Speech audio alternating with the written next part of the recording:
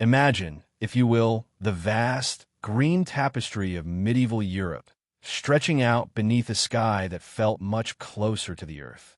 Life then moved with a rhythm dictated by the sun and the seasons, a slow dance of planting and harvesting. The air often carried the scent of wood smoke, damp earth, and perhaps the faint, sweet smell of wildflowers. In these simpler times, the very idea of formal devices for punishment was still largely unformed, replaced by more immediate, often community-based, forms of redress. There's no need to strain your thoughts, just allow the images to form gently, like mist rising from a quiet meadow at dawn. Picture a small village nestled beside a slow-moving river, its waters reflecting the passing clouds. The thatched roofs of the cottages huddle together, whispering stories of generations past. Inside, families gather by the flickering light of a hearth, the aroma of a simple stew filling the air. Outside, the fields stretch wide, patiently awaiting the plow, or perhaps already showing the first green shoots of spring. Life was inextricably linked to the land. Days began with the crow of a rooster and ended with the quiet setting of the sun, bringing a deep, natural darkness, broken only by the soft glow of distant stars. People here knew each other well. Their lives were interwoven, a rich, complex fabric of kinship and shared labor. Disputes, when they arose, were often settled within the community itself, by elders whose wisdom was honed by years of watching the seasons turn. There was a directness to their interactions, a reliance on spoken word and established custom, rather than complex written laws. The concept of formal, impersonal justice, as we understand it today, was still many centuries away. It was a world where boundaries were often marked by a sturdy oak tree or a winding stream, and promises were sealed with a handshake, warmed by the firelight of shared understanding. This was a time, roughly from the 5th to the 15th centuries, when much of medieval Europe was organized around small feudal estates or self-sufficient manors. Lords held sway, but often with a paternalistic hand, governing through tradition and the respect they commanded. The church, too, played a profound role, its bells marking the hours of the day and guiding the rhythm of prayer and rest. Sundays were days of quiet reflection, a pause in the ceaseless work of the fields. Education, for most, was practical, passed down from parent to child. How to sew, how to mend, how to tend the livestock. The world was perceived as vast and mysterious, yet also intimate and familiar, bounded by the nearest forest or the next village. You don't need to remember every date or name. Simply absorb the feeling of this faraway time, like a warm blanket settling over you. The very notion of crime and punishment was seen through a different lens. Rather than a formal, codified system, transgressions were often viewed as disruptions to the delicate balance of community harmony. If someone stole from a neighbor, it wasn't just a breach of law, but a tear in the social fabric that needed to be mended. Restitution, apology, or a period of ostracization might have been the primary forms of consequence. The idea of inflicting prolonged, intense physical suffering was not yet a widespread or systematized response. Justice was often swift and visible, if it was needed at all, reflecting the immediate needs of a close-knit, agrarian society. Allow your mind to drift on these gentle currents of historical understanding, feeling the slow, deliberate pace of a world long past. As the years quietly passed, and communities grew, and the threads of society became a little more tangled, the need for a more structured approach to maintaining order began to emerge. This slow, almost imperceptible shift would eventually lead to new ideas about what justice meant and how it might be administered, bringing us gently toward our next quiet contemplation of the very concept of trials and the earliest forms of testing truth in those distant days. Whispers of early justice.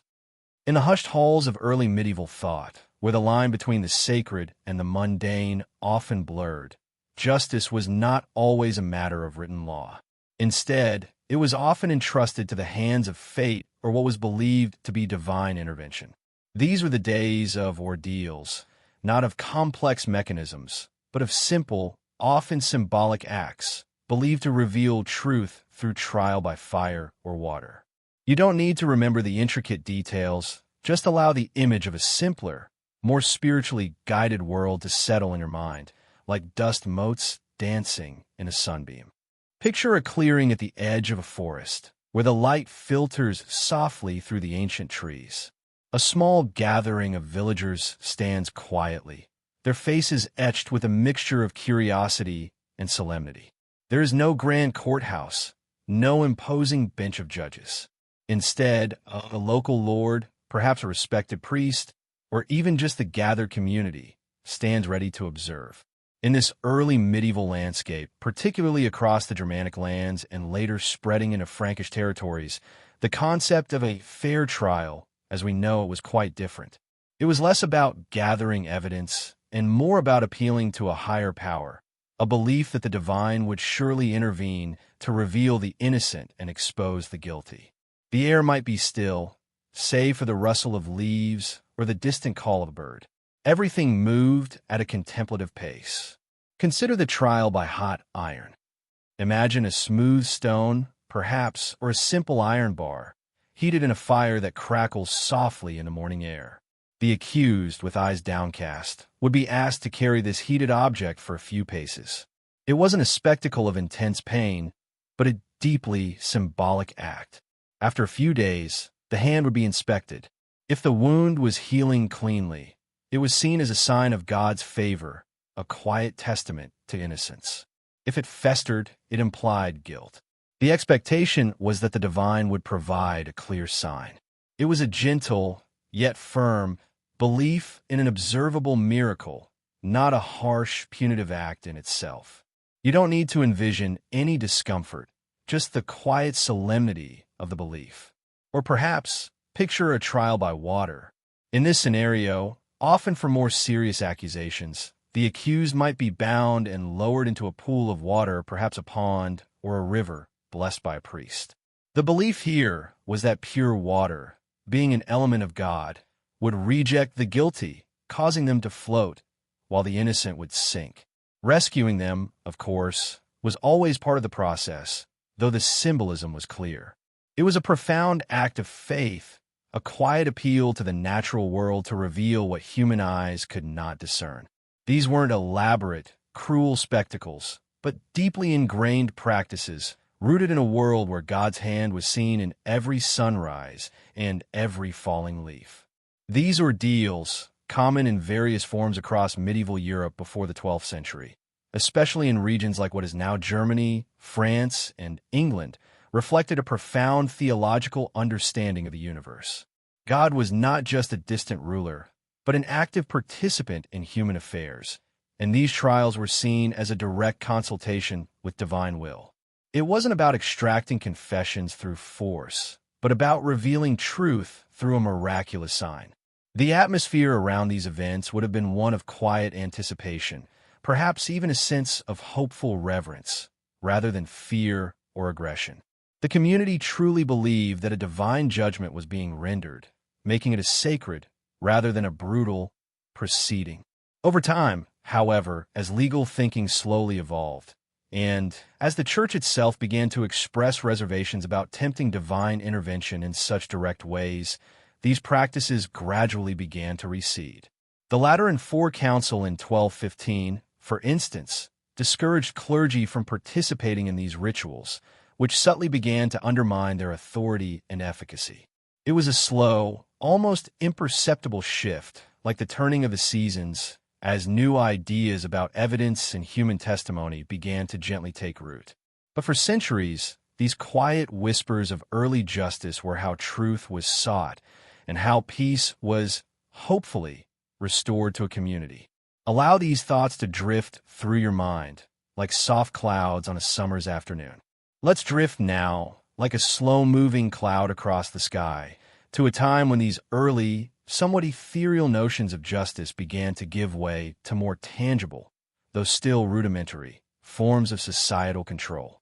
Our journey now takes us to simple, quiet structures found in the very heart of medieval villages, designed not to inflict pain, but to make a gentle, public statement.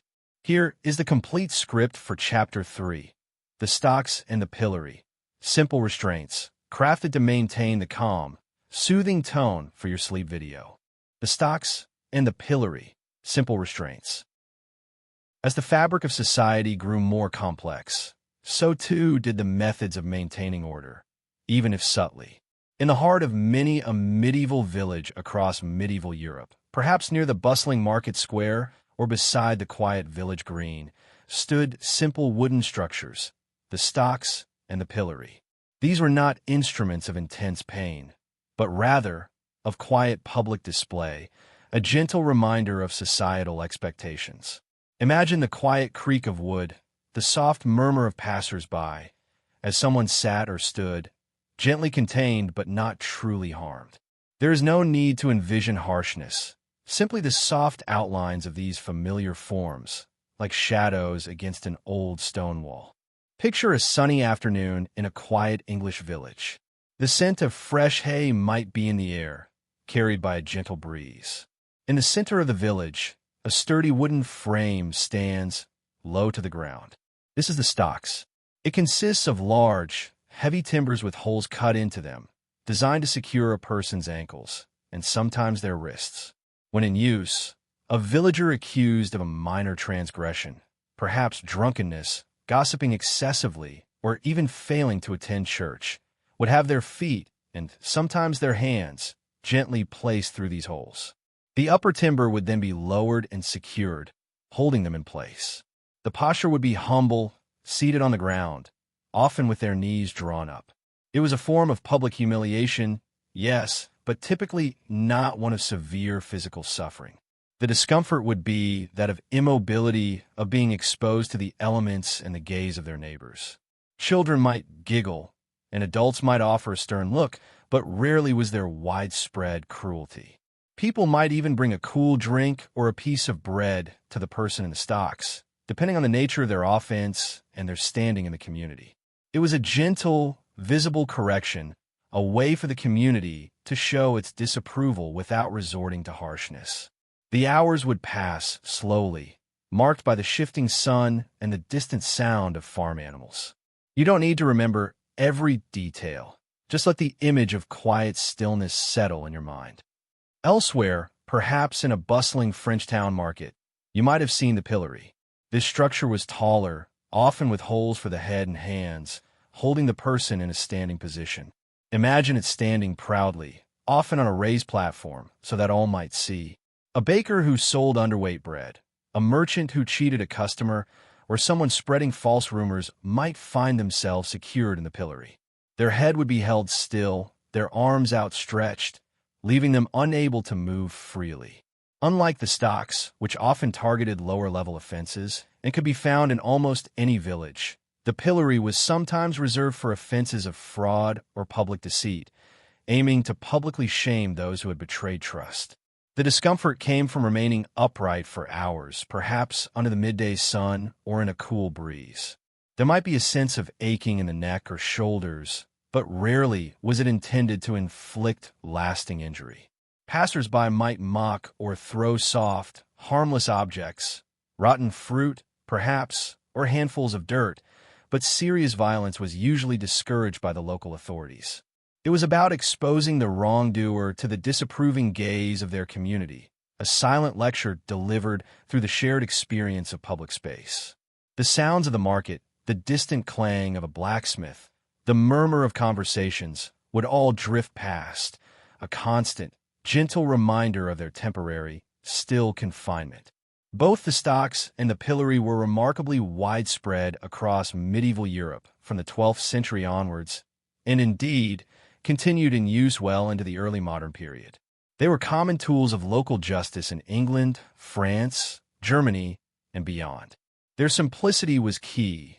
They were easy to construct, required little maintenance, and could be erected in almost any public square. They served as a visible deterrent for minor crimes and a public proclamation of community standards. The duration of time spent in the stocks or pillory could vary from a few hours to an entire day, depending on the severity of the offense and the discretion of the local lord or magistrate. Crucially, these devices rarely incorporated elements designed to cause pain. The holes were typically sized to fit around limbs without constricting them tightly, and the wood was usually smooth. The real punishment was the boredom, the immobility, and the profound sense of public embarrassment. It was a societal tool, a way for the collective to express its displeasure without resorting to the harsher, more isolating measures of imprisonment that would become common much later. They stand as a testament to a time when community reputation and public image held immense weight, where the disapproval of your neighbors was a powerful form of correction. Allow these quiet thoughts to drift through your mind as you feel yourself settling deeper into a state of profound relaxation. Elsewhere, as the faint echoes of village life begin to fade, our journey takes us deeper into the development of methods that, though still simple in their concept, began to exert a more profound, though still unhurried, influence on the body. We turn now to a device with a curious name, originating in England, designed not to pierce, but to gently, yet persistently, compress, drawing the body slowly inward. The Scavenger's Daughter, a gentle embrace. Elsewhere, as the faint echoes of village life begin to fade, our journey takes us deeper into the development of methods that, though still simple in their concept, began to exert a more profound, though still unhurried, influence on the body. We turn now to a device with a curious name, originating in England, designed not to pierce, but to gently, yet persistently, compress, drawing the body slowly inward. There's no need to feel any tension, only to observe the gentle concept of slow, subtle change. Imagine, if you will, a figure, not of stone, but of soft, yielding flesh slowly, almost imperceptibly, being folded in upon itself. This brings us to a rather uniquely named contraption from the medieval period, often associated with England, particularly around the time of the Tudors and beyond, though its roots could be earlier, the Scavenger's Daughter. Its name itself carries a certain quiet mystery. This was not a device crafted from sharp edges or piercing points. Instead, it was typically an A-frame-shaped iron device designed to gently, yet insistently, fold the body into a crouch position. Picture two large iron arcs, hinged at the top. The person being subjected to this device would stand between these arcs, and then, very slowly, the arcs would be brought closer together. One arm might curve around the neck, the other around the ankles, or perhaps two sets of restraints, one for the ankles and one for the wrists. The intent was to bring the head and feet gradually closer, compressing the body.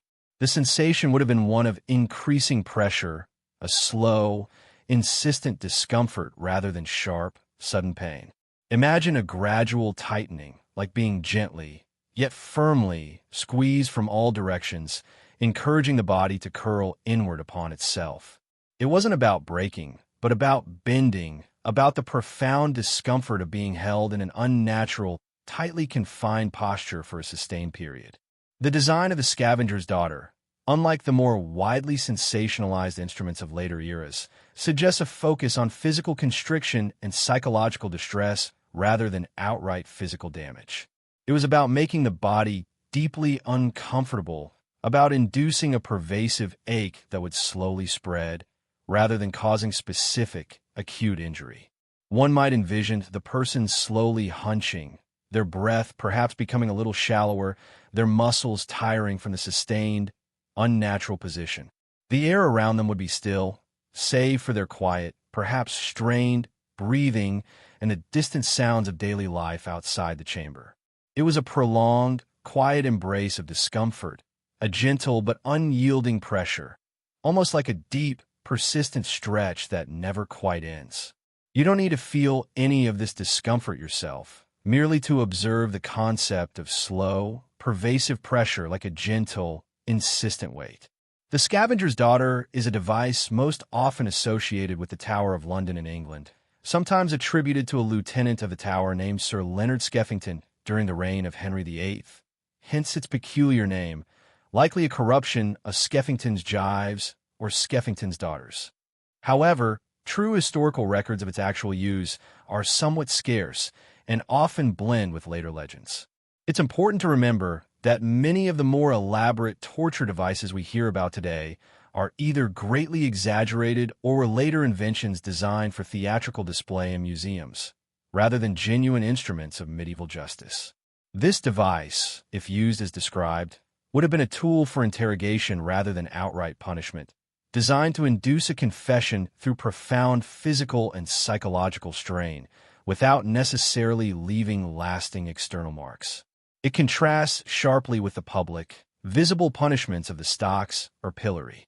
The intent was to create an overwhelming sense of physical malaise, a desire for release, which might lead a person to speak. It speaks to a different understanding of how to extract information, one that prioritized discomfort and exhaustion over overt violence. As you listen, allow these gentle historical nuances to wash over you like a soft, cool breeze. The very existence of such a device, even if its actual use was rare or more nuanced than popular myth suggests, reflects a subtle shift in judicial thinking in medieval Europe. From the open community shame of the stocks, we begin to see the quiet emergence of methods that operated behind closed doors, focusing on the individual's internal experience of discomfort and the desire for relief. It marks a slow, almost imperceptible evolution in the methods employed by authorities, moving from overt public spectacle to more subtle, yet persistent, forms of persuasion. Allow your mind to drift on these gentle currents of historical understanding, feeling the slow, deliberate pace of a world long past. As the whispers of the scavenger's daughter fade into the quiet background, we journey further to a device that also worked with a gradual, almost imperceptible transformation of the body's posture, but this time from within. A curious object from various parts of medieval Europe, it was designed for a slow, internal expansion, like a flower unfurling its petals in reverse, gently, insistently, creating a subtle pressure. Here's Chapter 5, The Pear of Anguish, a slow expansion, crafted to fit the calm and soothing narrative of your sleep video, with gentle transitions and focus on the specified tone. The Pear of Anguish, a slow expansion. As the soft whispers of the scavenger's daughter fade into the quiet background, we journey further to a device that also worked with a gradual, almost imperceptible transformation of the body's posture, but this time from within. Our journey now brings us to a curious object, often whispered about in the dim light of forgotten history, the Pear of Anguish. Used in various parts of medieval Europe, particularly in places like Spain or France, this small, metallic device was not designed for a sudden, jarring effect. Instead, it was crafted to open ever so slowly, like a flower unfurling its petals in reverse, creating a gentle, internal pressure. One might imagine the subtle, increasing sensation, a gradual presence, not a sudden shock. Allow your mind to simply observe this concept, without any need for tension. Imagine, if you will, a small, intricate object, no larger than the palm of your hand, fashioned from dark, aged metal. It might resemble a pear, or perhaps an oddly shaped bud, segmented into 4 delicate, leaf-like sections. This was the Pear of Anguish. Its design was surprisingly elegant, yet its purpose was to create a subtle, spreading discomfort. While popular myth often sensationalizes its use, the historical truth, as we understand it, points to a much more nuanced and less overtly violent application. This device was typically placed in one of the body's natural orifices, perhaps the mouth, to prevent speech or extract a confession, or even less commonly, other openings. Once positioned, a key or screw mechanism, hidden within its base, would be very slowly turned. As the mechanism engaged, the 4 metal sections of the pear would begin to separate, spreading outwards, ever so gradually. The sensation would be one of slow, increasing internal pressure. It wasn't a sudden, rupturing force, but a persistent, internal expansion, like a subtle, growing fullness that slowly stretches and fills a space. The feeling would be one of deep discomfort an internal stretching that gradually, almost imperceptibly, denied the natural state of the body. The sounds, if any, would be minimal, perhaps the soft, barely audible click of the mechanism as it was turned, or the quiet, strained breathing of the individual. There would be no shouts, no screams, only a profound internal tension. It was a method designed to evoke a desire for release, a quiet plea for the slow, persistent pressure to cease.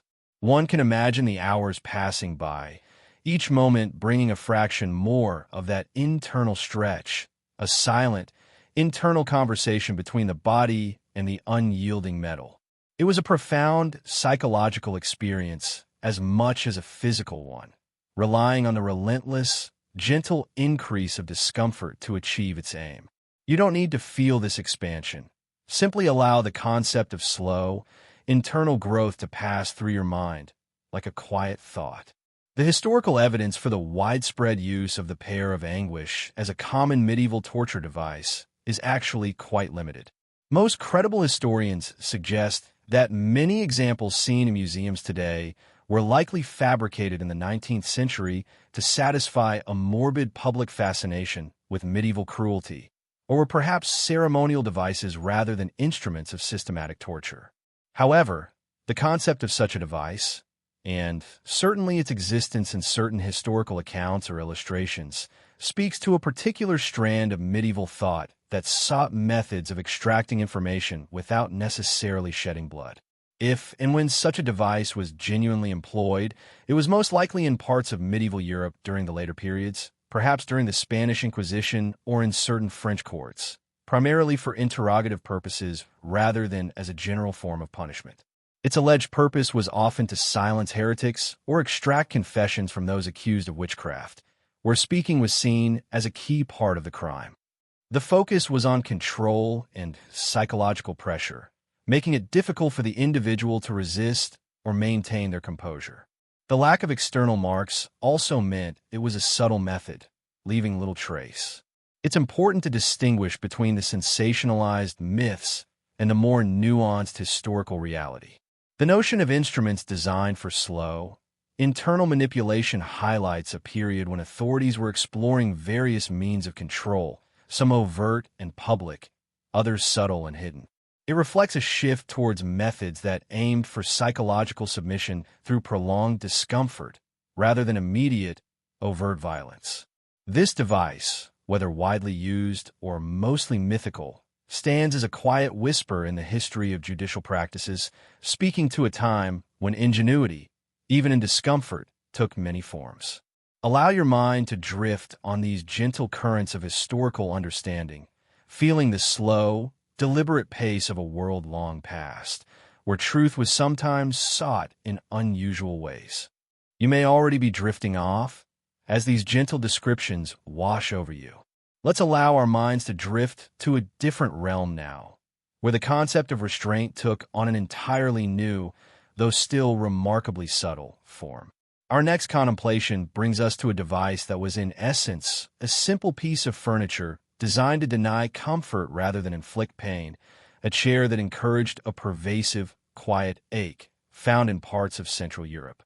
The iron chair, a perplexing embrace. You may already be drifting off as these gentle descriptions wash over you. Let's allow our minds to drift to a different realm now, where the concept of restraint took on an entirely new, though still remarkably subtle, form. Our next contemplation brings us to a device that was, in essence, a simple piece of furniture designed to deny comfort rather than inflict pain, a chair that encouraged a pervasive, quiet ache found in parts of Central Europe. There's no need to anticipate anything harsh, only to observe the quiet ingenuity of discomfort. Imagine, if you will, a chair, not a comfortable one, nor one adorned with plush cushions, but a seat crafted entirely from dark, cold iron. This was the iron chair, a device reportedly used in various parts of medieval Central Europe, particularly in regions that are now Germany and Bohemia. Its form was unmistakably that of a chair, a back, a seat, and sometimes armrests, yet its surfaces were covered with a multitude of small, blunted studs. These weren't sharp spikes designed to pierce, but rather numerous, rounded nubs, strategically placed. Picture a person being led to this chair and gently, but firmly, seated upon it. The purpose of these blunted studs was not to cause immediate, acute pain, but to prevent any comfortable resting position. Every slight shift of weight, every attempt to find ease, would be met with the dull, persistent pressure of these iron protuberances. The sensation would have been a slow, pervasive ache, gradually intensifying as hours turned into what might have felt like an eternity. It was a quiet torment of stillness, a gentle reminder that true rest was elusive. One might imagine the subtle shifting, the restless attempts to find a spot that didn't press uncomfortably against the body, each adjustment only revealing another point of dull pressure. The chair itself might have been cold to the touch, adding to the pervasive discomfort, especially in the chill of an unheated chamber. The sounds would be minimal, perhaps the soft rustle of clothing as the person shifted, or the quiet sighs of exhaustion. There were no dramatic screams or loud events, only the slow, insidious progression of weary muscles and a mind yearning for a moment of true repose. It was a prolonged, quiet embrace of discomfort, a relentless challenge to find stillness without suffering. The chair was designed not to break the body quickly, but to wear down the spirit through constant, low-level physical distress. You don't need to feel this ache. Simply allow the concept of gentle, persistent pressure to settle in your mind, like a soft, unwavering hum. The historical existence and widespread use of a singular, universally recognized iron chair are, like many such devices, somewhat debated among historians. Many examples found in later centuries, particularly in museums, were often created for display or sensationalism, reflecting a fascination with medieval methods rather than actual widespread judicial practice. However, the concept of chairs designed to inflict prolonged discomfort through uncomfortable design certainly existed in various forms throughout medieval Europe, particularly in areas where the Holy Roman Empire held sway. These chairs, if used, were primarily tools for interrogation rather than public punishment. They aimed to extract confessions by wearing down the individual's resistance through exhaustion and persistent physical malaise, rather than through overt, acute pain. The lack of visible external wounds made it a cleaner method from a certain perspective, allowing authorities to deny overt cruelty while still achieving their objectives. It highlights a recurring theme in these quieter historical methods: the desire to induce compliance or confession through slow, pervasive discomfort that left few obvious marks. The use of such a device speaks to a nuanced approach to justice in parts of medieval Central Europe. It was a shift from public shaming or divine ordeal to more controlled, private forms of persuasion. These methods relied on the body's natural yearning for comfort and rest, slowly turning those very desires into tools of compliance. It reminds us that forms of coercion were often subtle and insidious, designed to work on the individual over time, rather than with dramatic force. As you listen, allow these gentle historical nuances to wash over you, like a soft, cool breeze, guiding your mind deeper into rest. As the image of the iron chair slowly recedes, we now turn our attention to a device that combined restraint with a rather unsettling, yet still undramatic, auditory experience.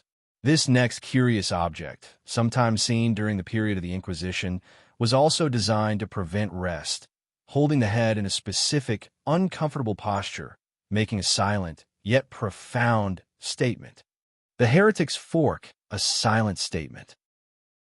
As the image of the iron chair slowly recedes, we now turn our attention to a device that combined restraint with a rather unsettling, yet still undramatic, auditory experience. This next curious object, sometimes seen during the period of the Inquisition across various parts of medieval Europe, was also designed to prevent rest, holding the head in a specific, uncomfortable posture, making a silent, yet profound statement. There's no need to feel any strain. Just allow the concept of subtle, persistent stillness to gently enter your thoughts. Imagine a small, yet oddly elegant metallic device. It consists of a double-pronged fork at each end, like two small, pointed claws facing each other, connected by a slender strap or chain. This was the heretic's fork. Its very name hints at its quiet purpose, often associated with the intense religious atmosphere of the Inquisition in places like Spain, France, and the Holy Roman Empire, though its historical use is also somewhat veiled in the mists of time. This device was not designed for dramatic injury or violent impact. Instead, it was a tool of insidious, gentle persuasion, meant to induce exhaustion through the relentless denial of natural rest. Picture it being quietly placed on a person. One set of the blunted, yet distinct, prongs would rest gently under the chin, nestled against the soft hollow of the throat. The other set of prongs would press against the upper part of the chest, near the breastbone. A strap, often made of leather, would then be fastened around the neck, securing the fork in place. The immediate sensation would be one of unusual pressure, a strange, persistent presence under the chin and on the chest. The design of the heretic's fork made it virtually impossible for the person to lower their head. Any attempt to do so, to rest the chin on the chest, or to nod off into a gentle slumber, would be met with the uncomfortable, yet not piercing, pressure of the prongs. The discomfort would slowly build, a pervasive ache in the neck, a subtle strain in the back, and an overwhelming desire to simply drop the head and find repose. Yet, the fork would quietly, persistently deny this simple human need. The environment around this device would have been profoundly silent. There were no loud clangs or dramatic movements.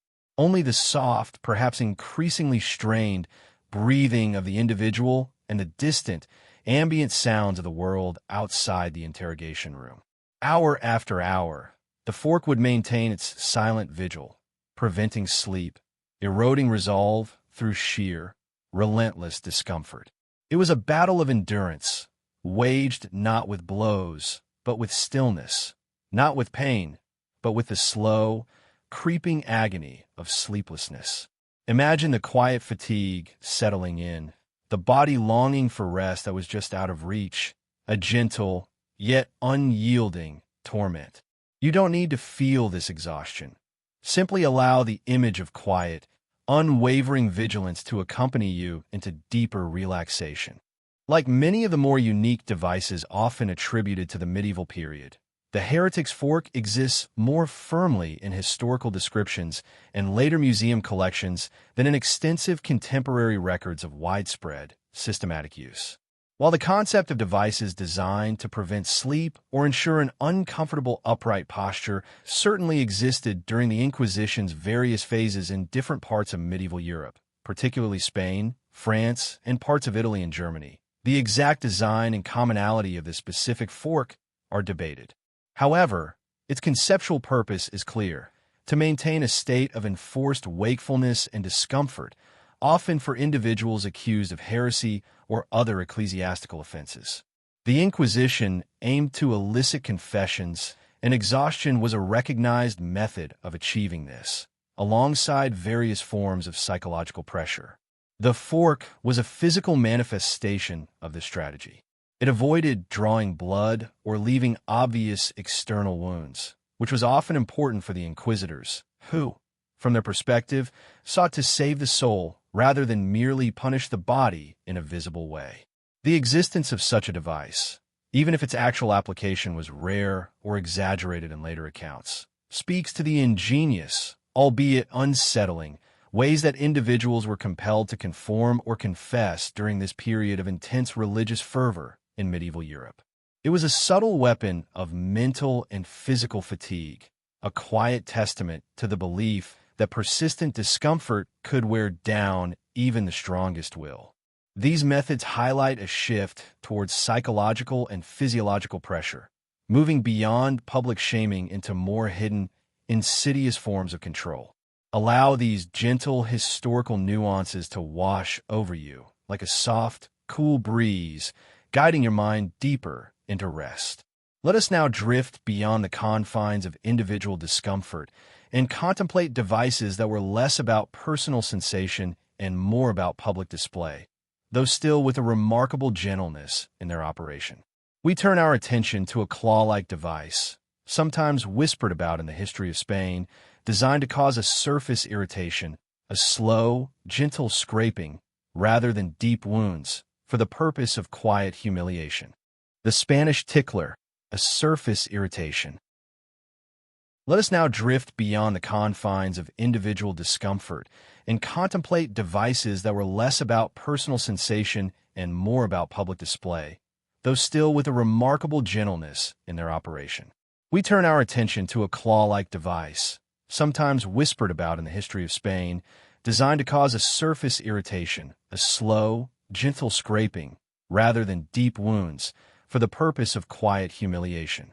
There is no need to feel anything sharp or abrupt, only to observe the concept of subtle, persistent, surface discomfort, like the brush of a rough fabric. Imagine, if you will, a handheld instrument, not heavy or cumbersome, but rather slender and composed. It might have consisted of a long handle, perhaps made of wood, terminating in a head from which protruded several small, claw-like projections. These projections were not razor-sharp or designed for piercing. Instead, they were more akin to blunted talons or stiff, curved bristles, fashioned for metal. This intriguing and somewhat misleadingly named device was sometimes known as the Spanish tickler. Its very name suggests a lighter touch than one might initially fear, and indeed, its purpose was more about creating a distinct, yet superficial, sensation. Picture a scene in a dim, perhaps dusty chamber somewhere in medieval Spain. The air might be still and quiet, broken only by the soft rustle of garments or the distant, gentle chime of a church bell. The Spanish tickler would have been applied to the skin, typically to exposed areas like the arms, legs, or torso. The operator would use it to slowly, deliberately, and repeatedly rake or scratch the surface of the skin. The sensation would have been one of persistent irritation, a continuous, mild abrasion, rather than a deep, tearing wound.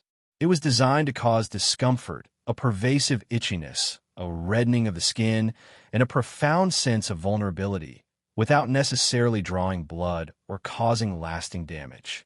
One can imagine the slow, deliberate movement of the claws across the skin, a repeated, unsettling friction. There would be no sudden pain, no sharp agony, but rather a building sensation of warmth and persistent chafing. The discomfort would be cumulative, growing steadily over time, making it increasingly difficult to remain still or ignore the presence of the device. The sounds, if any, would be subtle, perhaps the faint whisper of metal on skin or the soft, strained breathing of the individual undergoing the experience. It was a prolonged, quiet engagement with the surface of the body, a method designed to wear down resistance through persistent, non-lethal irritation. The intent was to achieve submission through discomfort and exposure, rather than through violent means. You don't need to feel this sensation. Simply allow the concept of gentle, yet persistent, surface interaction to lull your mind deeper into a state of quiet rest. The historical existence and widespread application of a device, specifically called the Spanish tickler in the medieval period, particularly in the context of systematic torture, are, like many such colorful instruments, largely debated among serious historians. Many devices with such evocative names often gain their notoriety from later literary accounts, sensationalized historical displays, or the fertile imaginations of chroniclers centuries removed from the actual events. Spain, during the time of the Inquisition, certainly employed various methods of interrogation, but records of highly specialized, physically distinctive devices like the tickler are not as abundant or definitive as popular myth suggests. However, the concept of using implements to create surface irritation or to wear down an individual's composure through prolonged, non-fatal discomfort was certainly present in the judicial practices across various parts of medieval Europe. Whether a formalized Spanish tickler existed or not, the underlying principle, to induce compliance through persistent, irritating sensations that did not necessarily cause severe, visible wounds, aligns with certain investigative approaches of the time. Authorities sometimes sought methods that could achieve their aims without leaving overt physical evidence, which could be important for various reasons, including maintaining a facade of humane treatment or avoiding public outcry. This type of subtle method, if employed, speaks to a psychological understanding of human endurance, where the relentless application of low-level discomfort can be profoundly effective in breaking a person's will. It was a quieter form of coercion than outright physical assault, operating on the nervous system through persistent irritation rather than blunt force. It highlights a recurring theme in these lesser-known historical methods: the ingenuity applied to various forms of control and persuasion, often away from the public gaze. As you listen, allow these gentle historical nuances to wash over you, like a soft, cool breeze, guiding your mind deeper into rest and tranquility. You may already be drifting off as the gentle rhythm of these stories lulls you into a state of deep relaxation. Let's now allow our minds to wander to a device that combined elements of restraint with a rather unique and still undramatic form of sensory deprivation. Our journey now takes us to a different kind of gentle pressure applied to the knees, encouraging a slow, almost imperceptible transformation often found in parts of Central Europe. The knee splitter, a slow, increasing pressure. You may already be drifting off as the gentle rhythm of these stories lulls you into a state of deep relaxation. Let's now allow our minds to wander to a device that combined elements of restraint with a rather unique and still undramatic form of gentle, persistent pressure.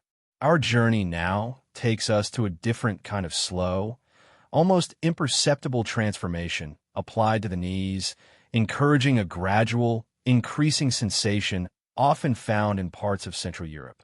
There's no need to anticipate anything jarring, only to observe the quiet mechanics of a slowly building pressure. Imagine, if you will, a robust wooden or sometimes metal frame, perhaps resembling a thick, short vise. Within this frame, two large, flat plates or blocks are positioned opposite each other, designed to gently, yet firmly, cradle the human knee. This was the device sometimes known as the knee splitter. Its name, while perhaps sounding intense, truly describes a process of slow, deliberate, and increasing pressure rather than a sudden, violent action. This instrument was reportedly used in various parts of medieval Central Europe, including regions of what is now Germany and Austria, often within the confines of private interrogation chambers. Picture a person's knee, perhaps bare or lightly clothed, being carefully placed between these two plates. Then, very slowly, a screw mechanism or a lever would be engaged. As the mechanism was turned or pushed, the two plates would begin to draw closer, ever so gradually, applying a steady, consistent pressure to the knee joint. The sensation would be one of slow, insidious compression. It wasn't a sudden crushing, but a creeping fullness, a profound and pervasive discomfort that slowly intensified over time. One can imagine the soft groan of the wood or the quiet creak of the metal as the pressure subtly mounted. The purpose of this device was not to break bones or inflict immediate, severe injury. Instead, it was designed to induce a deep, aching discomfort that would steadily build, wearing down the individual's resistance through sustained physical strain and psychological distress. The hours would pass slowly, each tick of a distant clock, each shifting shadow in the chamber, marking another increment of that persistent pressure. The muscles around the knee would tire, the joint itself would feel a growing strain, and the mind would likely yearn for the simple release of that unwavering force. There would be no dramatic sounds of struggle, no loud exclamations, only the quiet, strained breathing of the person and the relentless, almost imperceptible closing of the plates. It was a prolonged, quiet test of endurance, a testament to the idea that sustained, low-level discomfort could be a powerful tool of persuasion. You don't need to experience this pressure. Simply allow the concept of slow, persistent tightening to settle in your mind, like a gentle, unwavering hum that guides you deeper into relaxation. The historical evidence for a widely standardized and commonly used knee splitter device across medieval Europe is similar to some other more dramatic instruments, less conclusive than popular myth often suggests. While the concept of applying sustained pressure to joints for interrogation certainly existed in various forms, many of the highly specialized examples seen in later museum collections were often recreations or exaggerations from the 19th century, designed for sensational display. However, the underlying principle of using slow, increasing compression as a method of coercion was indeed a part of certain judicial practices in parts of medieval Central Europe, particularly during periods of intense interrogation by secular or ecclesiastical authorities. These methods were typically employed in private settings, far from the public eye, where visible injury was often avoided. The aim was to extract confessions or information through sustained physical duress that avoided immediate, overt violence. This distinguishes them from public punishments like the stocks, emphasizing a shift towards more covert and psychologically taxing forms of persuasion.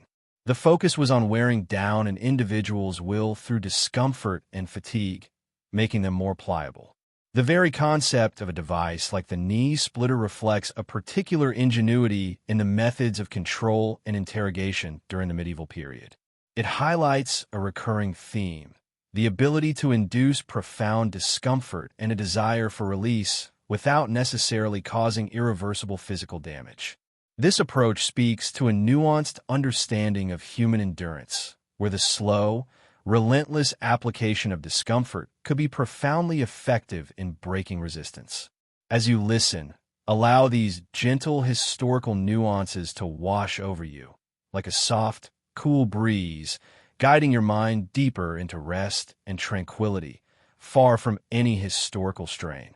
As the quiet whispers of the knee splitter fade, we now shift our focus to a device that, while imposing in its appearance, was designed to emphasize a sense of isolation and sensory deprivation, rather than direct physical pain.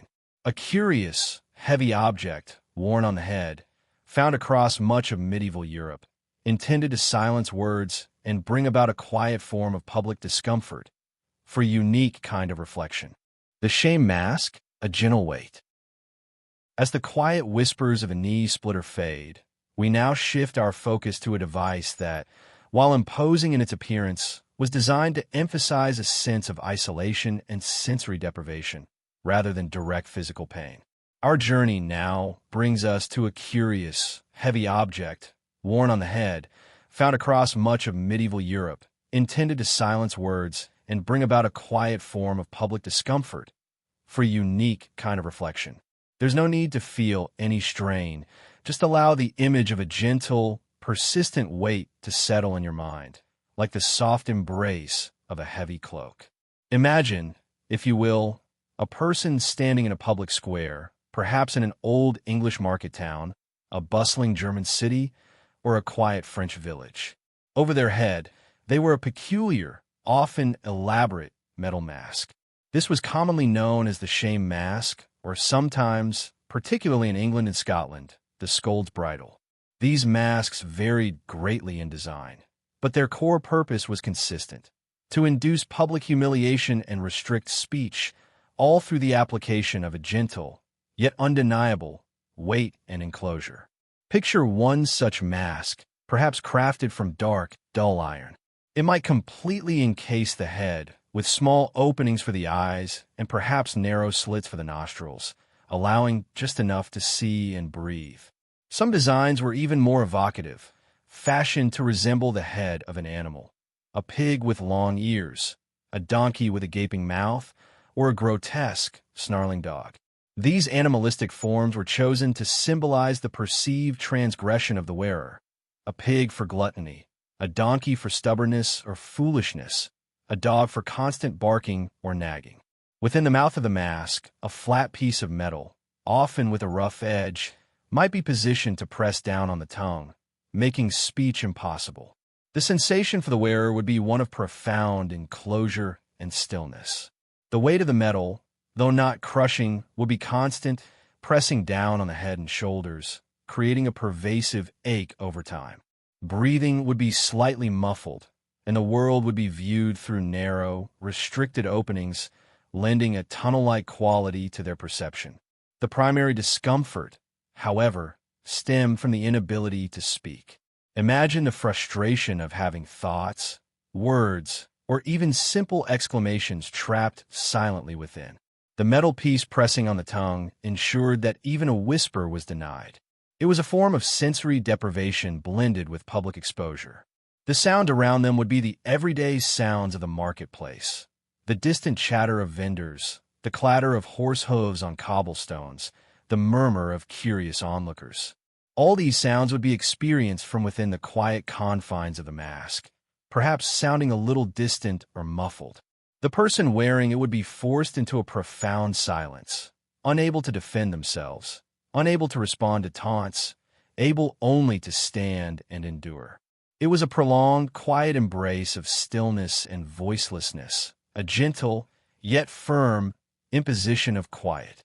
The duration could be hours, or even a full day, a silent testament to the community's judgment. You don't need to feel this confinement. Simply allow the concept of gentle, quiet stillness to accompany you deeper into relaxation. The shame mask, or skulled bridle, was a remarkably widespread device throughout medieval Europe, particularly popular in England, Scotland, and parts of Germany and the Low Countries from the 16th century onwards, though its roots are earlier. It was primarily used to punish individuals, usually women, accused of minor offenses related to public order and morality, such as gossiping, scolding, nagging, or speaking ill of neighbors. It wasn't designed for interrogation or to extract confessions through pain, but rather as a public, humiliating punishment intended to correct behavior through social pressure. The lack of physical injury was a key feature. Unlike devices that aimed to break bones or cause bleeding, the shame mask focused entirely on psychological discomfort, public embarrassment, and the symbolic silencing of the offender. It was often carried out in full view of the community, serving as a stark visual lesson to others. The designs, particularly the animalistic features, were highly symbolic, using commonly understood imagery to convey the perceived character flaw of the wearer. This form of punishment reflects a societal emphasis on community harmony and the control of disruptive speech. While the modern eye might perceive these masks as cruel, within their historical context, they were often seen as a relatively lenient form of punishment compared to fines, imprisonment, or corporal punishment, as they typically avoided lasting physical harm. They were a vivid example of how societal norms were enforced through public ritual and shame, operating on the principle that the fear of public ridicule was a powerful deterrent. These devices highlight a period when public reputation and the unspoken rules of society held immense power, and visible, albeit gentle, correction was considered a valid form of justice. As you listen, allow these gentle historical nuances to wash over you, like a soft, cool breeze, guiding your mind deeper into rest and tranquility, far from any historical weight. As the images of the shame mask softly dissolve, we are gently drawn to a different kind of confinement, one that was less about immediate physical torment and more about a quiet, persistent exposure to the elements and the vastness of the sky. Our next contemplation brings us to a simple, open structure found throughout Europe, designed for a slow, lingering discomfort, a quiet dance with the natural world, where the passing of time itself became the silent companion. The cage, a slow exposure. As the images of the shame mask softly dissolve, we are gently drawn to a different kind of confinement, one that was less about immediate physical torment and more about a quiet, persistent exposure to the elements and the vastness of the sky. Our next contemplation brings us to a simple, open structure found throughout Europe, designed for a slow, lingering discomfort, a quiet dance with the natural world, where the passing of time itself became the silent companion. There's no need to feel any constraint, only to observe the gentle concept of quiet endurance, like a lone cloud drifting across the horizon. Imagine, if you will, a large, suspended basket or a skeletal box, often made of iron bars or stout wooden staves. This was simply the cage, a form of public confinement used across medieval Europe, from the bustling towns of England and France to the scattered castles of Germany and Italy. It was not a hidden device, quite the opposite. These cages were typically hoisted high, perhaps from the gallows in a prominent public square, from a castle wall, or even from a tall tree at the edge of a village. Their very visibility was part of their purpose. Picture a person perhaps accused of serious crime, like treason or particularly heinous theft, being carefully placed within this open, airy enclosure. The cage would often be just large enough to contain a human form, perhaps allowing for a crouched or slightly bent standing position, but never true comfort or freedom of movement. Once secured, it would be slowly, deliberately raised into the air. The sensation for the individual would be one of profound isolation, suspended between earth and sky, exposed to the ceaseless turn of the natural world. The discomfort inflicted by the cage was not acute pain, but a gradual, insidious accumulation of myriad discomforts. Imagine the chill of the night, air seeping through thin clothing, the biting wind tugging at hair and skin, or the relentless warmth of the sun beating down through the open bars. Rain might fall, chilling them to the bone, or snow might settle, a cold, silent blanket. There was no shelter, no escape from the whims of the weather. Food and water would be provided, but often sparingly, just enough to prolong the ordeal. The sounds would be the sounds of the world passing by, the distant clatter of carts, the murmur of the crowd below, the cries of birds circling overhead, the rustle of leaves in the wind. At night, perhaps only the hoot of an owl or the whisper of the breeze through the bars would accompany their quiet vigil.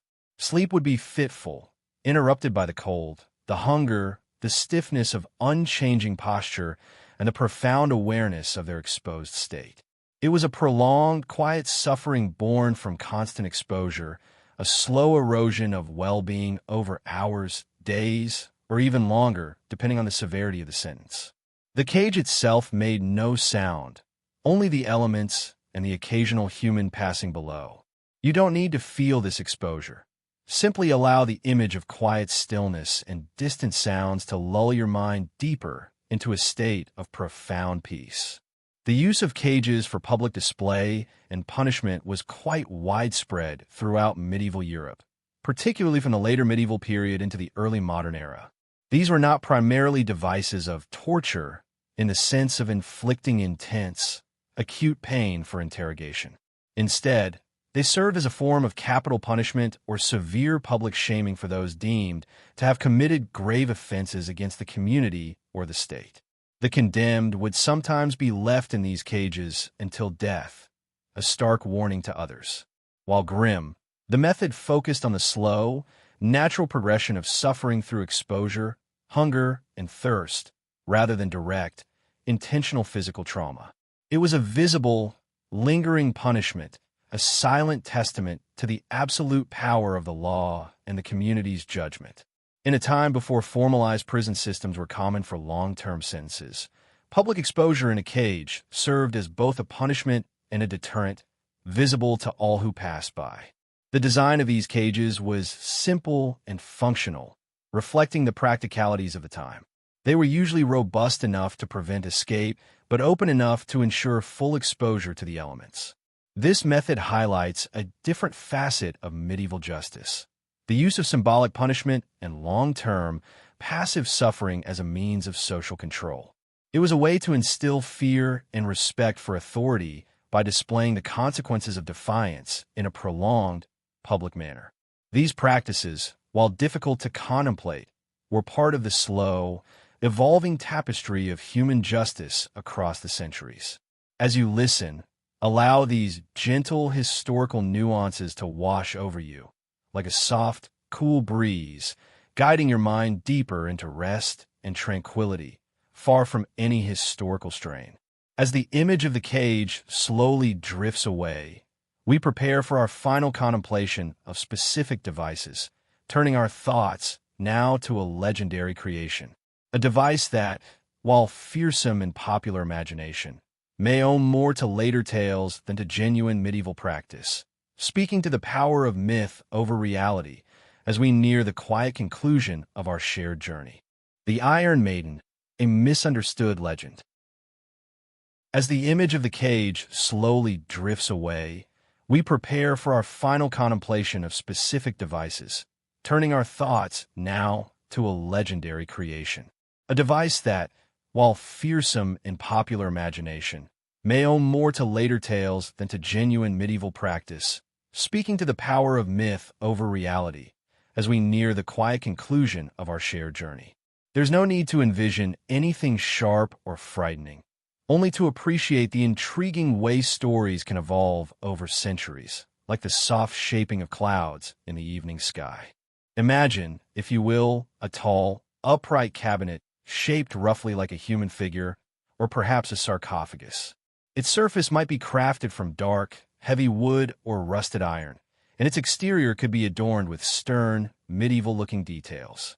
This is the Iron Maiden, a name that conjures images of dread and agony in the popular mind. Yet, as with many tales whispered through the centuries, the truth of the Iron Maiden is far gentler, far more quiet than its dramatic reputation suggests. It stands as a powerful symbol of how our perception of the past can be shaped more by storytelling than by historical fact. Picture this imposing figure standing silently in a museum hall, perhaps in the 19th or 20th century. Its front would swing open like a door, revealing a hollow interior. Inside, folklore suggests, were numerous spikes or blunted protrusions, carefully placed so that when the door closed, they would pierce vital organs. But here is where the quiet truth begins to unfold. These descriptions, while vivid, are almost certainly fabrications, inventions of a later age designed to sensationalize and horrify. The idea of an Iron Maiden certainly sounds chilling, a secret torment within a sealed shell. However, credible historical evidence for such a device being used in medieval Europe as a genuine instrument of torture is overwhelmingly scarce. There are no detailed medieval blueprints, no contemporary accounts from the era describing its use, no reliable records from courts or inquisitions that mention an Iron Maiden. Its absence from the meticulous records of medieval justice speaks volumes. If such a dramatic and elaborate device had existed and been widely used, it would surely have been documented. Instead, historians largely agree that the most famous Iron Maidens, like the one displayed in Nuremberg, Germany, which became the prototype for many later copies, were actually constructed in the late 18th or 19th centuries.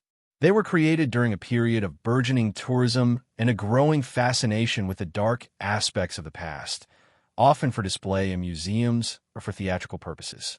These later creators drew upon vague, much older legends and exaggerated tales, perhaps even misinterpreting medieval devices like cages or stocks, and then constructed these elaborate, spiky cabinets to fulfill a public demand for gruesome spectacle. It was a macabre form of entertainment, not a genuine historical practice. So, as we gently imagine this impressive, yet likely mythical device, we are reminded that history, too, has its quiet fictions, its stories that sound dramatic, but are, in truth, merely whispers in the wind. The silence of the Iron Maiden, when properly understood, is not the silence of pain, but the silence of a story that never truly began in the medieval epic. You don't need to fear this image. Simply let it dissolve into the quiet understanding that not every tale is true, and sometimes, history is more peaceful than its legends suggest. The most famous Iron Maiden, often called the Nuremberg Maiden, was supposedly discovered in Nuremberg, Germany. However, detailed historical research has shown that this particular device, and indeed almost all others like it, were products of the late 18th or 19th centuries. They often incorporated genuine medieval artifacts, like chains or iron bands, into their construction to give them an air of authenticity, but the overall design and function as a torture chamber were entirely new. This was a time when Gothic novels and a romanticized view of the Dark Ages fueled a public appetite for tales of horror and mystery. The misconception persisted for many years, often appearing in popular culture, books, and even some older, less rigorous historical accounts. However, serious academic historians now widely concur that the Iron Maiden is a modern myth, a powerful symbol of imagined medieval cruelty, rather than a factual account of their judicial practices. Medieval torture, when it occurred, tended to be more rudimentary, less elaborate, and focused on extracting confessions or information through methods like stretching, burning, or prolonged discomfort, rather than the quick, fatal embrace of a spiky cabinet. The closest medieval precursors to the concept of such a device might be simple iron cages or barrel-like structures used for public humiliation, but these lacked any internal spikes or mechanisms for piercing. The myth of the Iron Maiden tells us more about the 19th century's fascination with its own invented past than it does about the realities of medieval Europe. It's a gentle reminder that even the most dramatic parts of history can sometimes be the quietest in truth, and that understanding the nuance allows for a more peaceful appreciation of the past. As you listen, allow these gentle historical nuances to wash over you, like a soft, cool breeze, guiding your mind deeper into rest and tranquility, far from any historical strain or dramatic fiction. As the myth of the Iron Maiden softly fades, let us turn our thoughts to how these methods, real and imagined, began to evolve, bringing us gently to a different approach to justice. The long, slow arc of history bending quietly away from these specific devices and towards new ways of thinking about crime, punishment, and the very concept of societal order. A gentle, almost imperceptible shift like the quiet turning of the seasons. The slow evolution of justice. As the myth of the Iron Maiden softly fades, let us turn our thoughts to how these methods, real and imagined, began to evolve, bringing us gently to a different approach to justice. The long, slow arc of history bending quietly away from these specific devices and towards new ways of thinking about crime, punishment, and the very concept of societal order. A gentle, almost imperceptible shift like the quiet turning of the seasons. There's no need to strain or remember dates. Simply allow the quiet current of change to carry your thoughts. Imagine, if you will, the vast tapestry of medieval Europe slowly, almost imperceptibly, shifting its colors. From the early days of trials by ordeal, where divine intervention was sought, to the later, more structured, yet still varied, uses of devices like the stocks, the pillory, or the more subtle methods of the scavenger's daughter and the iron chair. The centuries rolled by, much like a gentle, meandering river finds a new course over time, slowly carving new paths. This wasn't a sudden, dramatic revolution, but a quiet, thoughtful evolution in how societies across lands like England, France, Germany, and Italy began to address wrongdoing. As the High Middle Ages gave way to the Late Middle Ages and then the Early Modern Period, cities grew larger, trade routes became more complex, and populations became more diverse. The close-knit village communities, where everyone knew everyone else, began to change. With this change came a growing realization that informal, community-based justice, or even divine ordeals, were no longer sufficient for maintaining order in a more intricate society. There was a gradual, quiet push towards greater standardization and written law. Slowly, the idea of a centralized state with its own mechanisms for justice began to emerge. Royal courts began to gain more authority over local lords. This meant that the emphasis began to shift from public shame or divine judgment to more systematic legal processes. Evidence, testimony, and legal precedents started to become more important than superstitious beliefs or the design of specific, often crude, devices. Imagine the quiet scratching of quills on parchment as learned men, often lawyers or theologians, began to compile legal codes and ponder the very nature of guilt and innocence. It was a subtle, intellectual awakening, much like the first light of dawn quietly illuminating a sleeping landscape. One of the most significant changes, gently unfolding over centuries, was the move away from capital punishment and corporal punishment as the sole or primary forms of justice. Point 1. While these practices never fully disappeared, a new concept slowly began to take root: imprisonment as punishment. In the early medieval period, jails were primarily places to hold people before trial or execution, not as places of long-term sentence. However, as the idea of reforming individuals, or at least removing them from society for a set period, gained traction, dedicated prisons began to emerge. This was a quiet, profound shift from immediate retribution to prolonged confinement. The influence of Roman law, which had lain dormant for centuries, began to be rediscovered and gently reinterpreted in universities across Europe, particularly in Italy and later France. Point 2. Scholars quietly debated concepts like due process, the rights of the accused, and the need for clear, written statutes. This scholarly work, done in hushed libraries, gradually filtered down into the practical application of law, shaping the future of justice. You don't need to recall the intricacies of legal history. Simply feel the slow, gentle tide of intellectual change washing over the landscape of medieval Europe. Another subtle but important development was the rise of professional legal systems. Where once justice might have been administered by a local lord or a priest with limited formal training, now there were emerging classes of lawyers, judges, and administrators who dedicated their lives to the study and application of law. This led to a gradual, almost imperceptible formalization of court procedures. The aim was to create a more consistent and predictable system, reducing reliance on the arbitrary nature of individual judgment or the unpredictable outcomes of ordeals. So, while the image of strange devices captures our imagination, the true, quiet evolution of justice in medieval Europe was far more profound. It was a slow, deliberate journey away from reliance on visible humiliation or the physical discomfort of simple restraints, and towards more abstract concepts of law, order, and a long-term management of crime through confinement and rehabilitation. This journey wasn't marked by loud pronouncements, but by quiet, persistent changes like the slow erosion of a riverbank over countless years. Allow these gentle currents of historical change to carry you deeper into rest.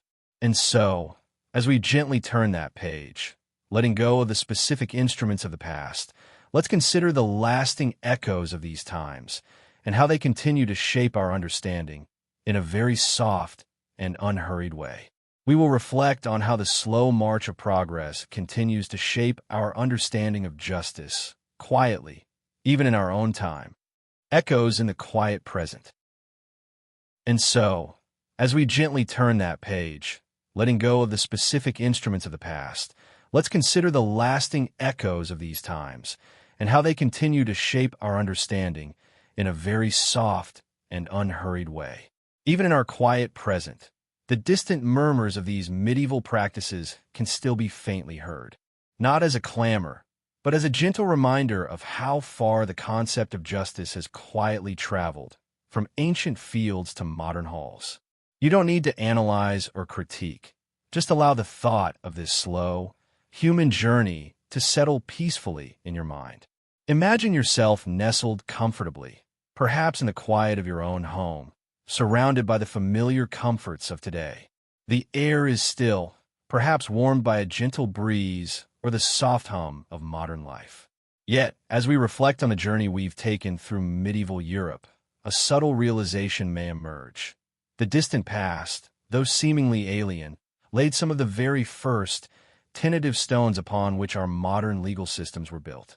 These medieval methods, while often rooted in different philosophies and understandings of the world, were steps, however small and sometimes faltering, on a long, winding path towards the systems we have today. Consider the simple stocks and pillory. While we no longer use such public displays of shame, the core idea of public accountability remains. Think of community service or public apologies, which, in a very different and gentler way, still ask individuals to face the consequences of their actions in front of a community. The echoes are subtle, like a faint melody heard from a distant room, reminding us that the need for societal norms and visible consequences is a deeply ingrained human impulse. Even the more severe, yet often unproven, ideas like the Iron Maiden speak to a primal human fascination with justice, with consequence, and with the narrative of good versus ill. While the historical reality of such devices is far less dramatic than the myth, the desire for justice and the contemplation of how societies enforce it is a continuous thread throughout human history. The quiet contemplation of these past methods helps us to appreciate the slow, painstaking journey towards more humane and systematic approaches. It is a journey still unfolding, marked by countless small decisions and gradual shifts in collective consciousness. The transition from medieval forms of justice to modern ones was not a sudden leap, but a gradual, quiet evolution spanning centuries. The seeds planted by the medieval period, the emergence of common law in England, the reintroduction of Roman law concepts in continental Europe, the slow rise of centralized courts, all contributed to the framework we recognize today. The idea of due process, for instance, while embryonic and often unevenly applied in medieval times, began its slow, quiet growth. The move from reliance on physical pain or public humiliation to systems of imprisonment and rehabilitation was a profound shift that gathered momentum in the early modern period and flowered in the 18th and 19th centuries. Where a medieval wrongdoer might face immediate corporal punishment or public shaming, a modern one is more likely to be incarcerated, with the aim of both punishment and, ideally, eventual reintegration into society. This evolution reflects a growing societal emphasis on the individual's rights, the desire to administer justice more systematically, and a deeper, quieter understanding of human psychology. The legacy of these times is not in the continued use of specific devices, but in the enduring questions they prompt. How do societies define right and wrong? What are the most effective and just ways to maintain order? How do we balance individual freedom with collective safety?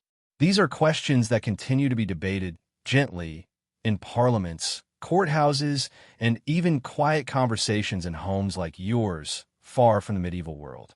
The past is not merely a collection of isolated events. It is a long, continuous story, and we are merely a chapter within it. Allow these peaceful thoughts to drift through your mind as you feel yourself settling deeper into a state of profound relaxation. As these echoes softly fade and the threads of history gently loosen their hold, let us allow our thoughts to drift to the very act of remembering, or perhaps of simply letting go, as we near the quiet conclusion of our shared journey. We will now turn our minds to the gentle art of allowing all thoughts to simply drift away, preparing for a deeper, more peaceful rest. The gentle art of forgetting.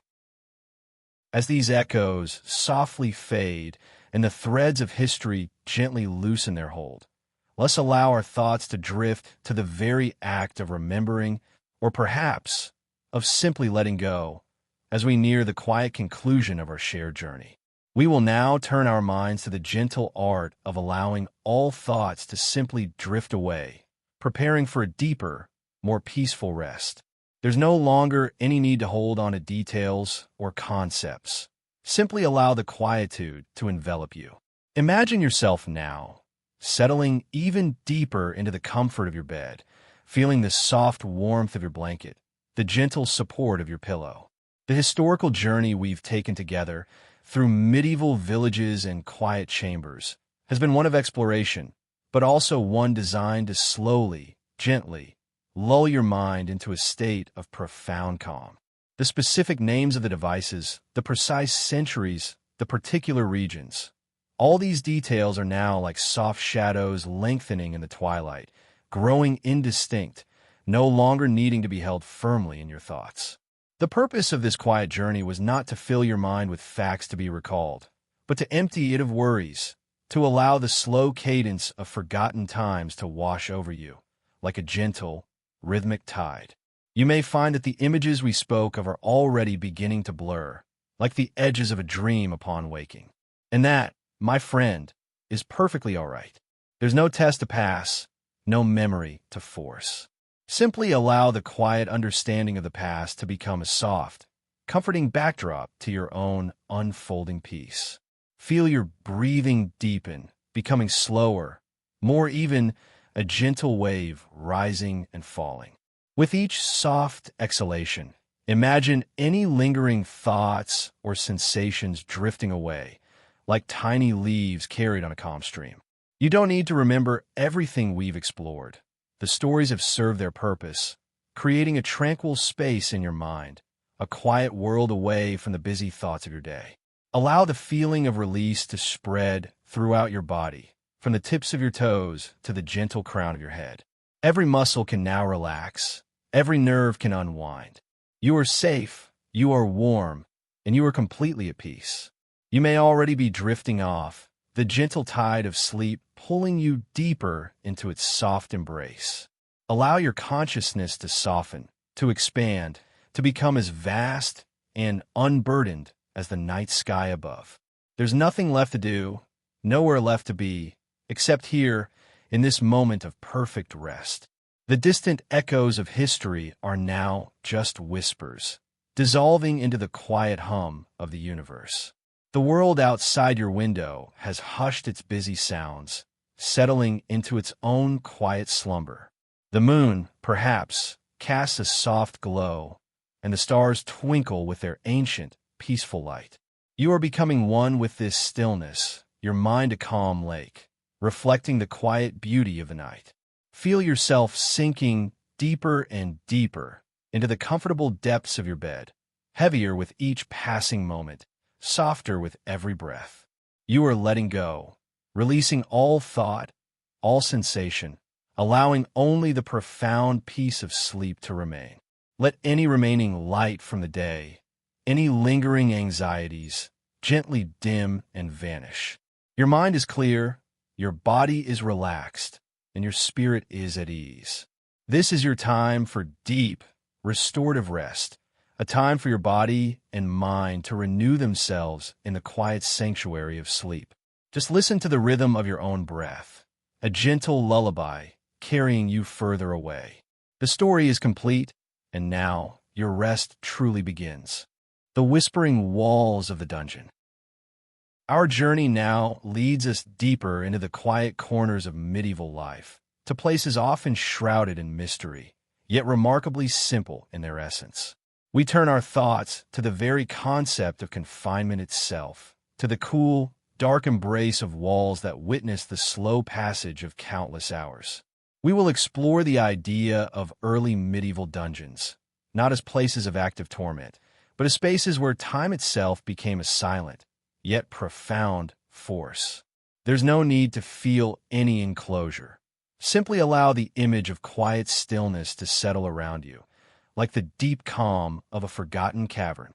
Imagine, if you will, a small, unadorned chamber, perhaps deep within the foundations of an ancient stone castle in medieval France, or beneath a monastery in Germany. These early medieval dungeons were rarely the elaborate, purpose-built torture chambers depicted in later fictions. More often, they were simply storerooms, cellars, or natural caverns repurposed for the temporary holding of individuals. Their distinguishing features were not complex devices, but rather the raw, enduring elements of stone, darkness, and isolation. Picture the air within such a space, often damp, carrying the faint, earthy scent of cold stone and trapped moisture. The light, if any, might be a mere sliver from a high, narrow slit in the wall, or perhaps the wavering glow of a single, infrequent torch. The primary sensation would be the profound, encompassing darkness, broken only by the occasional, fleeting flicker. This wasn't the stark, immediate fear of a sudden threat, but a quiet, pervasive sense of being cut off, of the world outside slowly receding. The floor might be bare earth or uneven stone, cold to the touch. There would be no comfortable furnishings, perhaps only a rough pallet of straw, or simply the hard ground itself. The discomfort was not of direct physical assault, but the relentless chill, the persistent dampness that seeped into bones, and the pervasive stiffness from an inability to move freely or find a truly comfortable position. Days would blend into nights, marked only by the delivery of meager rations or the distant, muffled sounds from the world above. The sounds within the dungeon itself would be minimal. Perhaps the soft drip of water from a crack in the ceiling, the quiet skittering of unseen creatures, or the subtle echo of one's own breathing. The most profound sound, however, would be the sound of silence. A deep, unbroken quiet that allowed thoughts to slowly, endlessly circle and repeat. This profound isolation was often the most challenging aspect of such confinement. It wasn't about inflicted pain, but about the slow erosion of spirit, the quiet unfolding of despair, through the sheer absence of human connection and stimulation. You don't need to experience this isolation. Simply allow the gentle concept of a deep, unbroken quietude to lead you into deeper relaxation. Throughout much of medieval Europe, particularly from the early feudal period, dungeons served a variety of purposes beyond mere punishment. They were often used for holding captives after battles, for detaining political prisoners, or for temporary confinement before a trial or a more formalized judgment. The primary suffering in these early dungeons was often a passive one, stemming from the basic conditions of the space itself: the cold, the darkness, the damp, and the lack of sanitation. These conditions, over prolonged periods, would slowly, subtly, wear down an individual's health and resilience. These rudimentary forms of imprisonment were common in castles, keeps, and fortified manor houses across Anglo-Saxon England, the Holy Roman Empire, and the early kingdoms of France and Spain. Unlike later, purpose-built prisons, the dungeon of the early medieval period was often simply the lowest, most secure, and most inaccessible part of a building. Its effectiveness lay in its ability to isolate and remove an individual from society, allowing time and the harshness of the environment to take their quiet toll. The concept of torture in connection with dungeons often comes from later, more sensationalized accounts or from specific periods like the Inquisition, where active interrogation might occur within such spaces. However, the everyday reality for many held in medieval dungeons was a far more subdued ordeal, a quiet, constant battle against the elements and profound loneliness. There were no dramatic events, no loud cries, but rather the slow, methodical process of time passing in unrelenting darkness. This speaks to a different understanding of punishment, one that relied on the subtle, insidious power of neglect and environmental exposure. It was a testament to the belief that the absence of comfort and connection could be a powerful tool of coercion, gradually weakening the spirit. Allow these gentle historical nuances to wash over you, like a soft, cool breeze, guiding your mind deeper into rest and tranquility, far from any historical strain. The very notion of a pit, or oubliette, derived from the French word oublier, meaning to forget, highlights this aspect of passive suffering. These were often deep, dark pits, sometimes with a narrow opening at the top, into which prisoners were lowered. The purpose was not to inflict immediate injury, but to remove the person entirely from the world, allowing them to be forgotten. The days and nights would blur into one another, marked only by the occasional distant sound or the faint trickle of water. It was a profound psychological ordeal, a quiet descent into oblivion, emphasizing the medieval period's pragmatic, often harsh, approach to removing perceived threats from society. You don't need to fear this thought. Simply let the idea of gentle forgetting lead you into your own deep slumber. As the whispering walls of the dungeon softly recede into the quiet background, we are gently drawn to another aspect of medieval confinement, the quiet, yet persistent, presence of physical restraints. Our journey now takes us to the gentle clink of metal, to the various forms of shackles that bound hands and feet, designed not for pain, but for a constant quiet immobility found across all parts of medieval Europe, ushering in a different kind of slow, quiet discomfort. The weight of the shackles, a gentle confinement.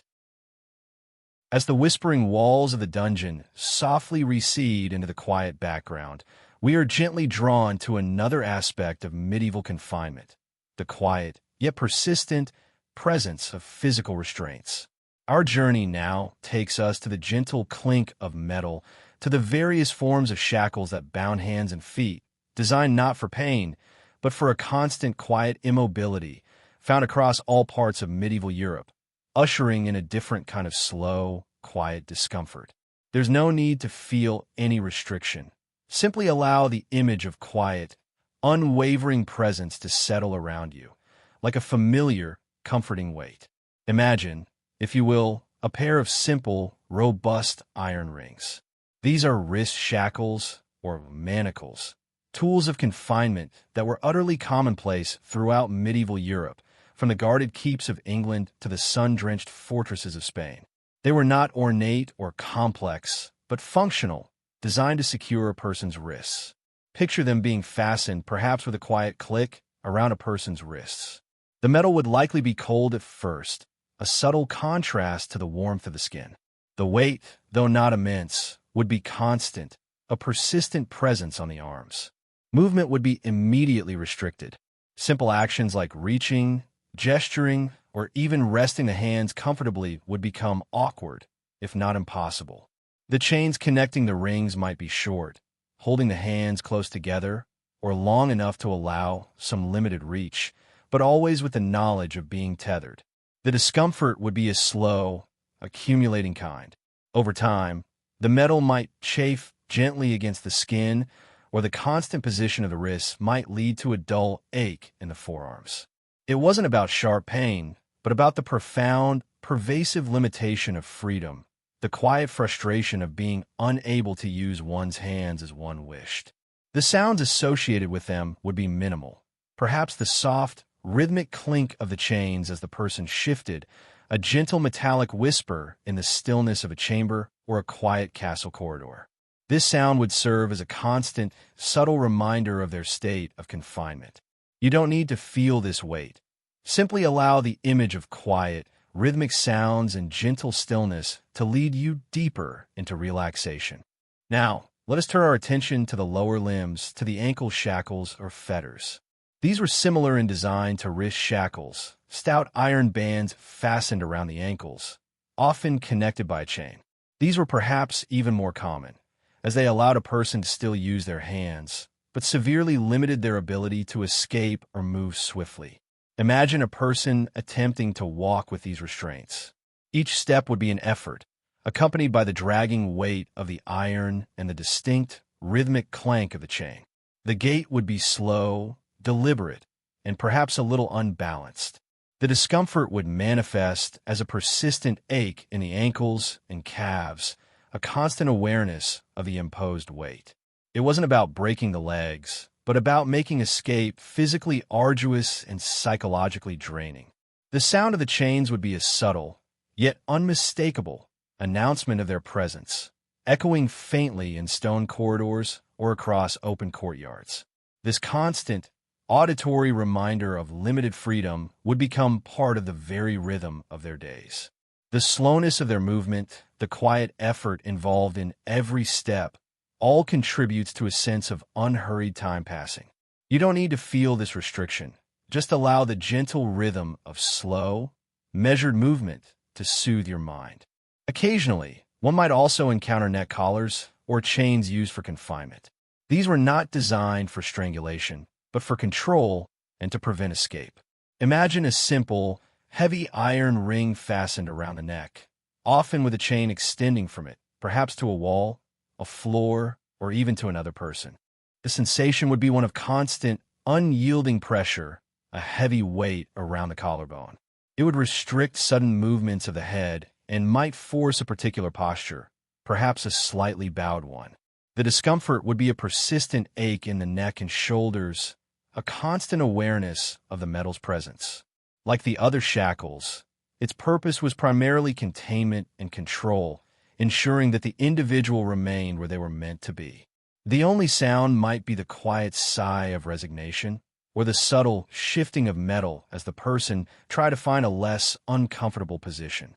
This form of restraint emphasized utter dependence and control, a gentle, yet firm, assertion of authority.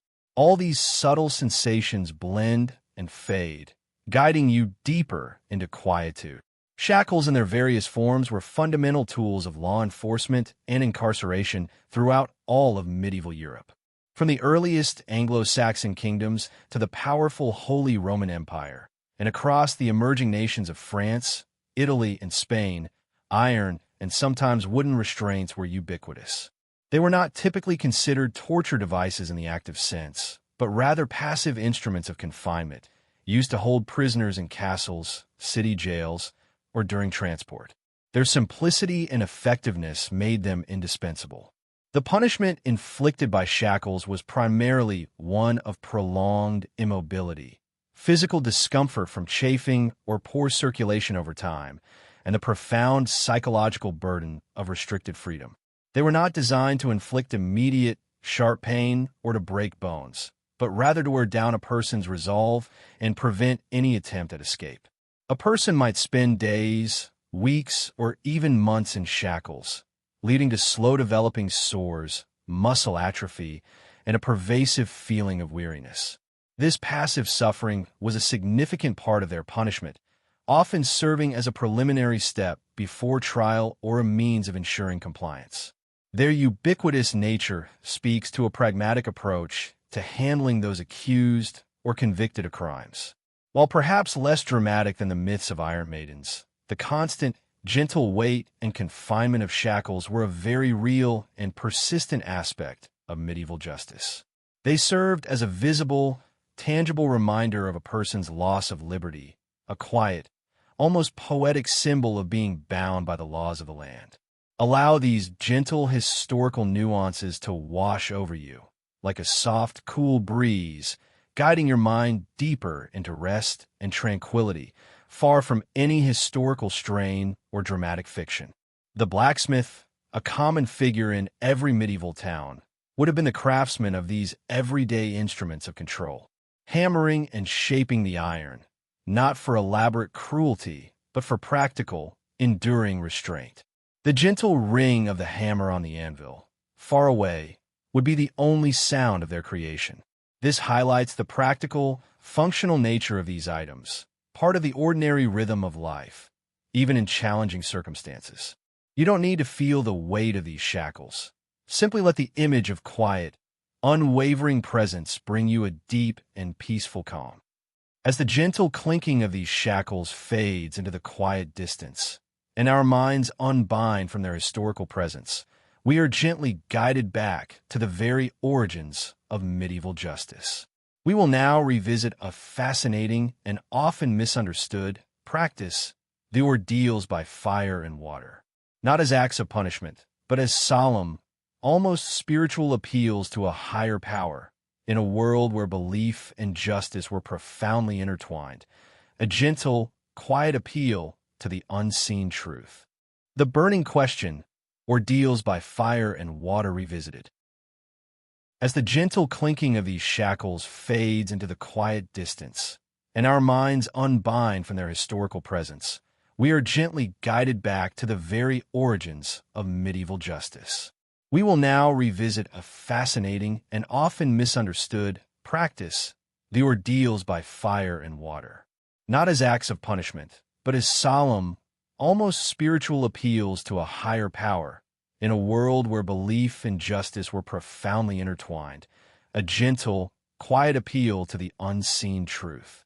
There's no need to feel any heat or chill, simply to observe the profound faith that guided these ancient rituals. Imagine yourself now, standing not in a bustling market square or a dark dungeon, but in a quiet, consecrated space. Perhaps it is an open field beside a venerable church or a humble, uncluttered corner within a monastery courtyard somewhere in medieval Europe, be it an early English kingdom, a German duchy, or a French domain. The air is still, perhaps carrying the faint scent of incense or damp earth. In these places, far removed from modern notions of evidence and testimony, communities sought truth through what they believed were divine judgments, the ordeals by fire and water. These were not spectacles of deliberate cruelty, but profound acts of faith, born from a deep conviction that God would, in his infinite wisdom, intercede to reveal the innocent and expose the guilty. Picture the preparation: a simple fire, perhaps, carefully tended until a piece of iron glows faintly, or a large cauldron of water, gently simmering. The atmosphere would be one of hushed anticipation, not of eager anticipation for suffering, but of solemn reverence for the divine will that was believed to be at play. Consider the ordeal by hot iron. A priest might bless the iron, chanting softly.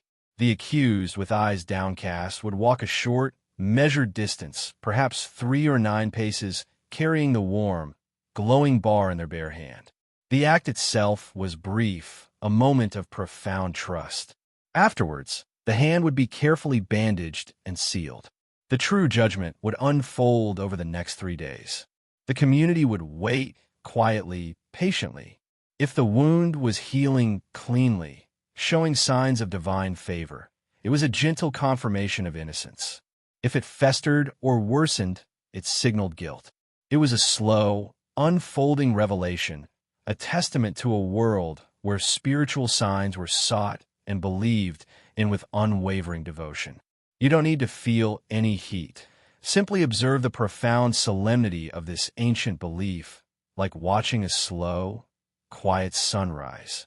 Or picture the ordeal by cold water. This was often used for more serious accusations, particularly witchcraft or heinous crimes, across regions like Germany and France.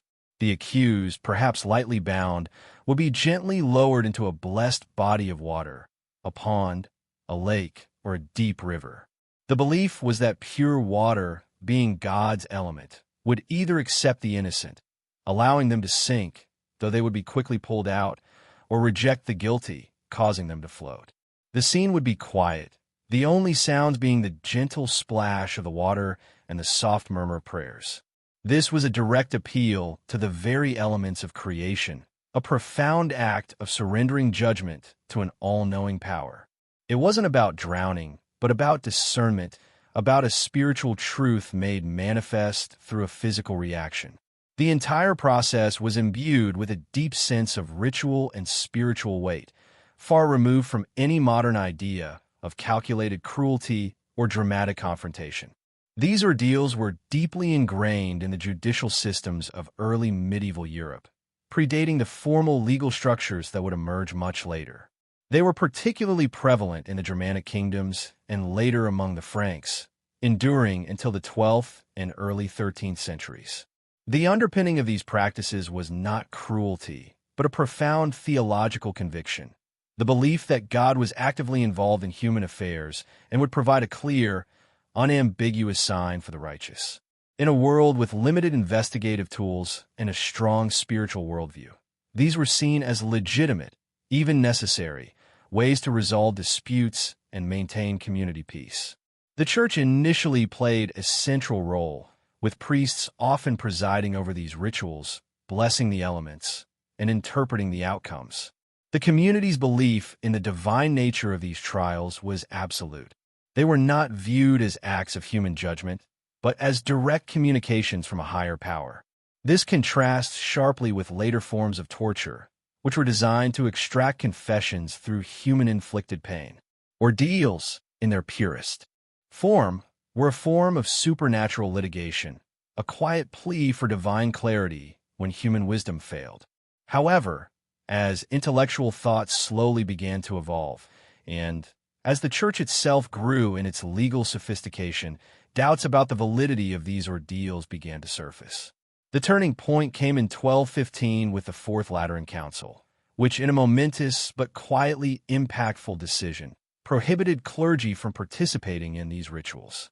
This subtle withdrawal of spiritual authority effectively undermined the very foundation of the ordeals, leading to their gradual decline across Europe. It wasn't a sudden, loud condemnation, but a gentle, reasoned withdrawal, paving the way for the rise of more formal legal proceedings based on evidence and testimony. This quiet shift, like the imperceptible erosion of a riverbed, slowly reshaped the landscape of justice. Allow these gentle historical nuances to wash over you, like a soft, cool breeze, guiding your mind deeper into rest and tranquility, far from any historical strain or dramatic notion. The enduring legacy of these ordeals is not in their specific methods, but in the human desire to seek truth, to find clarity when faced with complex questions. They remind us of a time when faith and everyday life were intertwined in ways that are difficult to comprehend today. And now, as the last echoes of these ancient appeals fade, our quiet journey through the past is also gently drawing to its close. The stories have been told, the concepts explored, and now it is time for the final, most peaceful release. A gentle farewell to the night. The long, quiet journey through the whispers of forgotten medieval times now gently comes to its close. The last echoes of those distant days are fading, like the soft glow of twilight giving way to the deep, calming blanket of night. You've drifted through ancient villages, observed the quiet customs of old, and contemplated the slow, steady currents of history. As the final words settle, feel yourself sinking even deeper into the warmth and comfort of your bed. The world outside is truly hushed now, holding its breath in the quiet anticipation of dawn.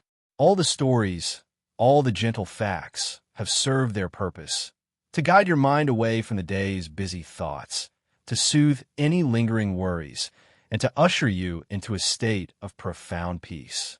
Let the soft fabric of your sheets, the gentle support of your pillow, and the stillness that surround you become a cocoon of tranquility. Your body is heavy, relaxed, and completely at ease. Your mind is clear, unburdened by the need to remember or to think. Every breath you take is a calm, slow wave, carrying you further and further into the serene depths of sleep. You are safe, you are warm, and you are perfectly still. There is nothing left to do, nowhere left to be, except here in this moment of perfect rest. May your dreams be gentle, filled with quiet landscapes and peaceful figures. And when a new day arrives, may you awaken feeling utterly refreshed, renewed, and ready to embrace it with a calm spirit. Good night.